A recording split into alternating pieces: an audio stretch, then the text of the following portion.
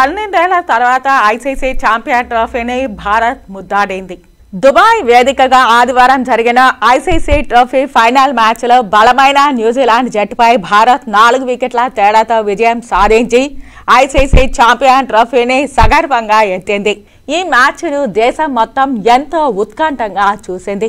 భారత్ విజయం సాధించడంతో తిరుపతిలోని బీజేపీ, టీడీపీ నాయకులు వీధుల్లోకి వచ్చి జాతీయ జెండాలను చేతబట్టి భారత్ మాతాకి జై అంటూ నినాదాలు చేశారు. అనంతరం టపాకాయలు కాల్చి అందరికీ స్వీట్లు పంచిపెట్టారు. ఈ సందర్భంగా బీజేపీ జిల్లా సాంస్కృతిక విభాగం అధ్యక్షులు గుండాల గోపీనాథ్ రెడ్డి మాట్లాడుతూ ఐసీసీ ట్రోఫీలో భారత్ ఒక్క మ్యాచ్ కూడా ఓడిపోకుండా తన జైత్ర యాత్రను కొనసాగించడం గర్వంగా ఉందన్నారు.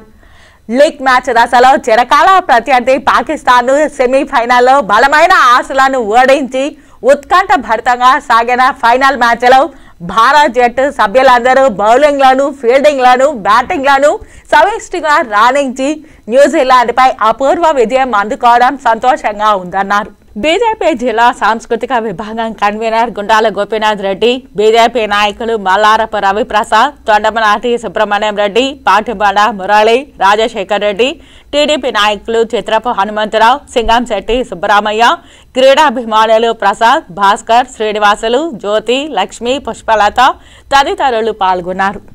ఈరోజు మాకెంతో సంతోషంగా ఉంది.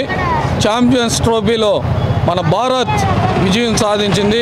మాకు ఉగాది పండుగ ఈరోజే వచ్చేసింది. అంత సంతోషంగా ఉంది మాకు.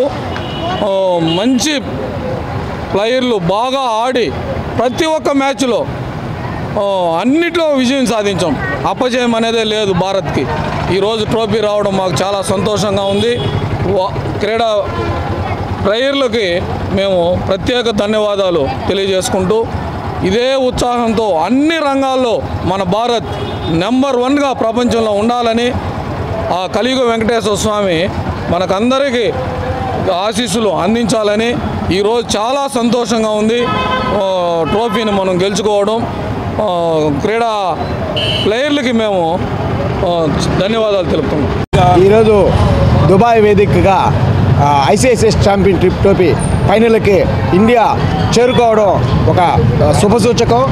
చేరి న్యూజిలాండ్ని చిత్తుగా ఓడించడంలో కీలక పాత్ర పోషించిన రోహిత్ శర్మ గారికి మరియు శ్రేయస్ అయ్యర్ గారికి ప్రత్యేక కృతజ్ఞతలు తెలుపుకుంటూ భారతదేశం గెలవగానే తిరుపతిలో గోవిందరాజుల స్వామి గుడి ప్రాంగణంలో అభిమానులందరూ ఒక తిరుపతి వాళ్ళే కాకుండా అందరూ కలిసి ఈ పండుగను జయప్రదం చేశారు.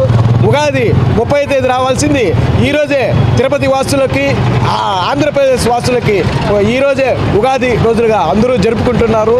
ఇందులో అందరూ కలిసి చేసుకోవడం చాలా అభినందనీయం. జై భారత్ మాతాకి జై.